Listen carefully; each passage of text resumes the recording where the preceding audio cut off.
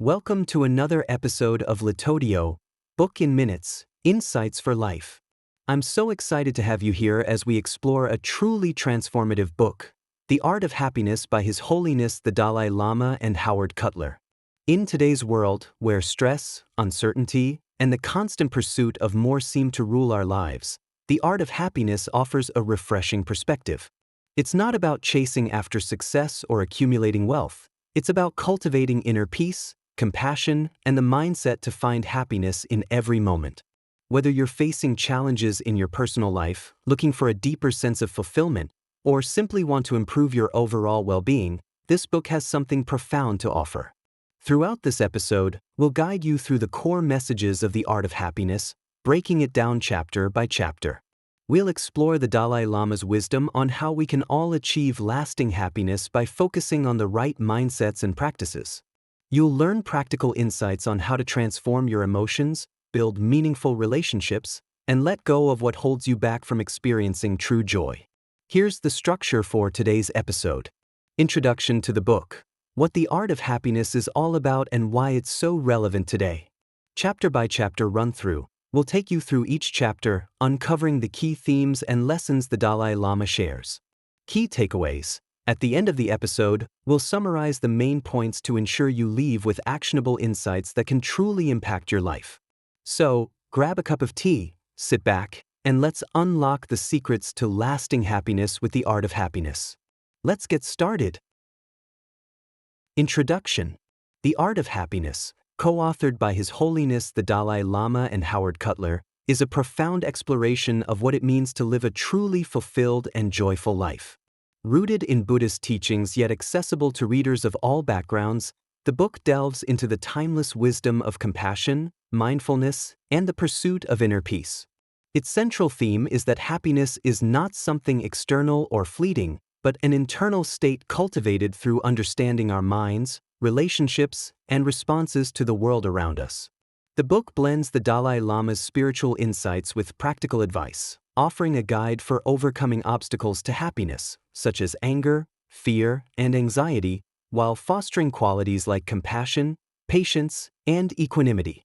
Written in a conversational format, the text reflects the Dalai Lama's desire to help others discover lasting happiness by shifting from material desires to the cultivation of inner harmony. The Art of Happiness was written in a time when people were increasingly facing existential dilemmas and seeking meaning beyond external achievements. Its impact has been significant, resonating with a global audience, offering hope and a path toward genuine contentment. This book is a guide for anyone seeking to live a life more in tune with their true nature and the world around them. Here's a chapter-by-chapter breakdown of The Art of Happiness. Chapter 1. The Purpose of Life, the Right to Happiness. In the opening chapter, His Holiness the Dalai Lama and Dr. Howard Cutler introduce the idea that the fundamental goal of life is happiness. We all have the right to pursue it, but the real question is, what is happiness, and how do we achieve it? The Dalai Lama emphasizes that happiness is an inner state and is not dependent on external circumstances like wealth or success. He talks about the importance of a balanced mind and the practice of compassion, as these are key elements to fostering lasting happiness. A key lesson from this chapter is that true happiness comes from within, and it requires effort and self-awareness. It's not something that happens by chance or through external validation, but rather through cultivating inner peace and understanding. Chapter 2. The Sources of Happiness. In this chapter, the authors dig deeper into what creates happiness. The Dalai Lama explains that we often look for happiness in material things or fleeting experiences, but these are temporary and can even cause suffering if we become too attached to them. He stresses that happiness should be rooted in a more stable foundation, things like compassion, love, and human connection. A powerful story in this chapter involves the Dalai Lama reflecting on his own life, including his exile from Tibet and the loss of his country. Despite these difficult circumstances, he remains largely happy because he focuses on his inner peace and compassion for others, rather than the external situation. The main takeaway is that happiness comes from cultivating a sense of inner stability and focusing on things that truly matter. Chapter 3. The Power of Compassion. Compassion is the star of this chapter. The Dalai Lama teaches that compassion isn't just about feeling sympathy for others, it's about actively wanting others to be free from suffering and finding ways to help them. Compassion is the foundation of happiness, both for ourselves and for others. The chapter offers the example of a person who experiences deep resentment and hatred towards another. This hatred can cause the person great emotional turmoil and stress. In contrast, cultivating compassion leads to a much more peaceful and joyful life, both internally and in our relationships with others. The key lesson here is that compassion has the power to transform our own experience of life. When we feel compassion, we are more open to others and less focused on our own ego, which naturally leads to greater happiness. Chapter 4. Training the Mind. Now we get into how we can train our minds to cultivate happiness. The Dalai Lama discusses meditation as a powerful tool for managing our thoughts and emotions. Meditation helps us become more aware of the present moment and less caught up in negative thought patterns, which often lead to stress and unhappiness. An interesting example in this chapter is the Dalai Lama's explanation of how he practices meditation. He talks about how, even with all the responsibilities he carries, he finds time to meditate daily. He emphasizes that through meditation, we can learn to detach from our emotional reactions and respond to situations with greater wisdom and calm. The lesson here is that the mind is incredibly powerful. By training it, especially through mindfulness and meditation, we can change how we experience the world and increase our happiness. Chapter 5. The Concept of Suffering. In this chapter, the Dalai Lama takes a deeper look at suffering, which is a major part of life. He teaches that suffering is inevitable, but how we respond to it can make all the difference. One of the main points he makes is that suffering is not inherently bad. Rather, it's our attachment to it and our resistance that cause additional pain. A key example here is the way we react to difficult experiences. If we view suffering as something to be avoided at all costs, we end up in constant fear of it, which creates more suffering. However, if we accept suffering as a natural part of life and approach it with equanimity, we can navigate life's challenges more gracefully. The takeaway is that suffering doesn't have to define our experience of life. Our attitude towards it is what matters most. By developing resilience and a compassionate perspective, we can find peace, even in the midst of pain. Chapter 6. Transforming Emotions. Here, the Dalai Lama talks about how emotions, both positive and negative, affect our happiness. He explains that negative emotions like anger and jealousy create mental and physical stress, while positive emotions like love and empathy promote well-being.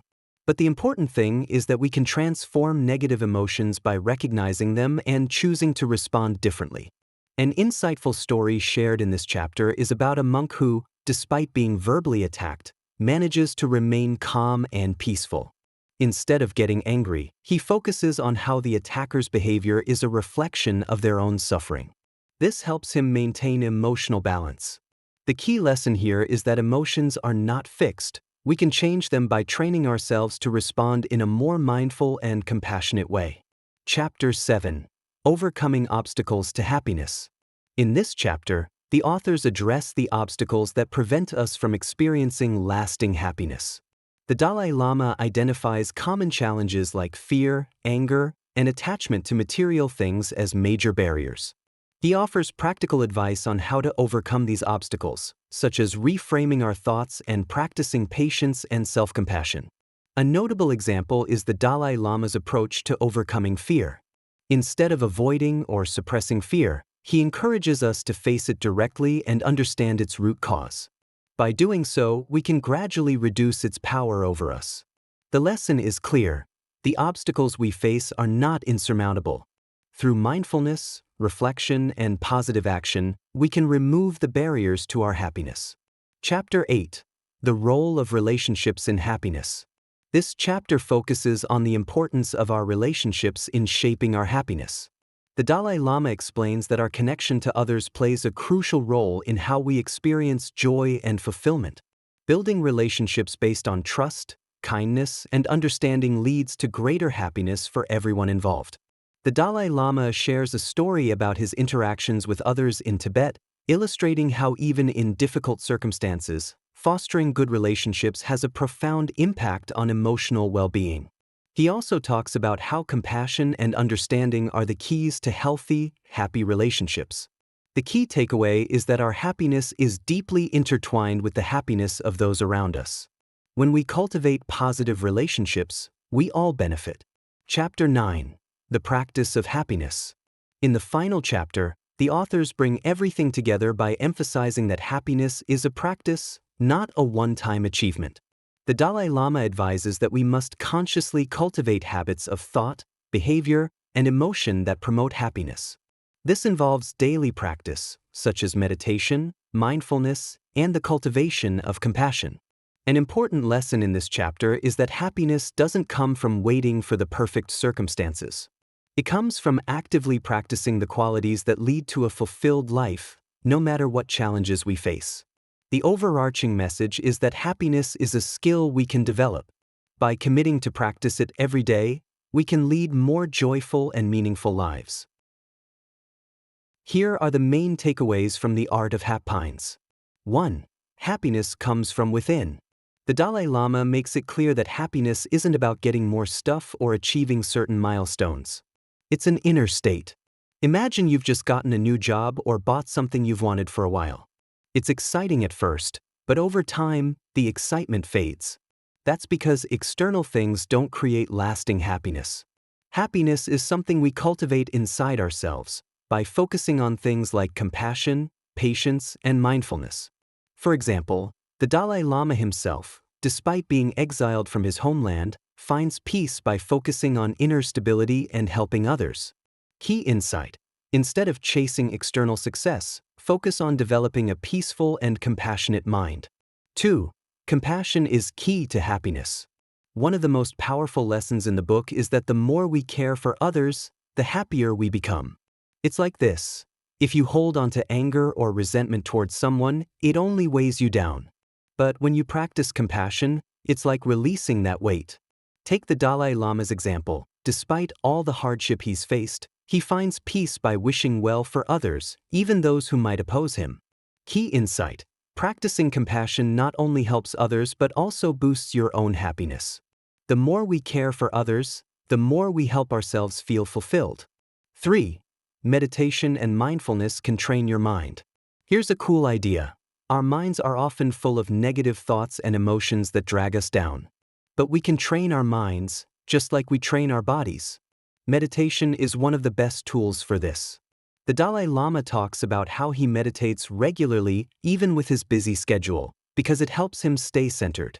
Imagine being able to pause and just breathe when you're feeling overwhelmed. Meditation teaches you to do that. Over time, it makes you less reactive and more at peace. Key insight: meditation is like a workout for your brain. It helps you handle stress and negative emotions more calmly. For suffering is part of life, but how we handle it matters. This is a big one. Suffering is inevitable, but it's not the end of the world. The Dalai Lama talks about how suffering is a natural part of life, whether it's physical pain, loss, or emotional struggles. The trick is to not see it as a problem to avoid at all costs.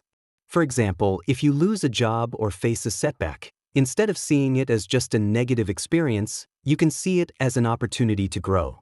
By changing how we respond to suffering, we can lessen its impact on our happiness. Key insight: suffering isn't something to fear. It's how we respond to it that determines whether we suffer more or less. 5. Transforming negative emotions. Negative emotions like anger, jealousy, or fear can really cloud our judgment and make us miserable. But here's the good news: we don't have to let them control us. The Dalai Lama shares how, when he faces anger or fear, he doesn't try to ignore it. Instead, he faces it directly and works to transform it into something positive, like patience or understanding. Think of it like catching yourself before you say something you might regret. You can choose to take a breath and respond more calmly. Key insight: emotions are powerful, but we can transform negative ones into positive ones by practicing mindfulness and self-awareness. 6. Relationships matter more than anything. Humans are social creatures. The Dalai Lama stresses that our relationships play a huge role in our happiness. If we surround ourselves with people who uplift us and we act with kindness, our overall happiness increases. Think about it. When you have a good chat with a friend or do something nice for someone, you feel better, right? That's because positive relationships are a huge source of joy. But it's not just about getting along, it's about building trust, understanding, and compassion with others.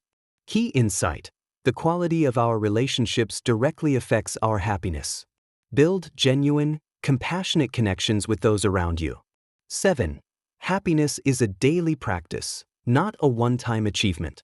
Happiness isn't something you just achieve once and then it stays with you forever. It's a practice. Just like brushing your teeth every day, you need to actively work on cultivating happiness. The Dalai Lama advises that we create habits that promote joy, like practicing gratitude, being kind, and taking time to reflect. Over time, these small actions compound and create a lasting sense of happiness. Key insight: happiness is a skill that requires consistent practice. Make it a daily habit, and it will become a natural part of your life. 8. Let go of attachments to material things. It's easy to think that happiness comes from having more stuff, new clothes, the latest phone, etc. But the Dalai Lama points out that attachments to material things only lead to frustration, because they don't last. Imagine if you were constantly trying to buy the next best thing to feel happy. Eventually, you'd feel empty again. The secret is to enjoy what you have without clinging to it. Happiness doesn't come from possessions but from appreciating the present moment.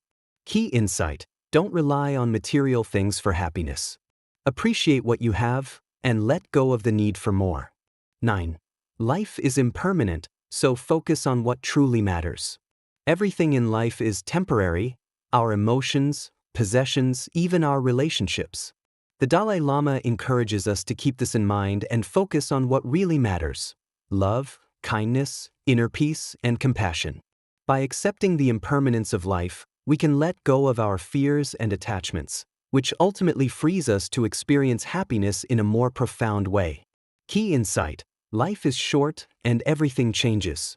Focus on what truly brings fulfillment, relationships, love, and inner peace, rather than chasing after fleeting things. Final thoughts. To sum it up, the art of happiness teaches us that happiness isn't a destination but a way of living.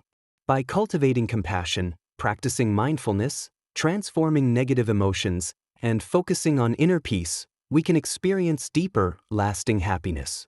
It's all about the small, everyday practices that, over time, create a fulfilling life. Thanks for listening to this episode of Litodio.